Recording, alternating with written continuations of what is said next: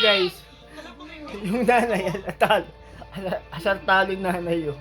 Kasi, siya nanonood ng ano ba yan, Cardo?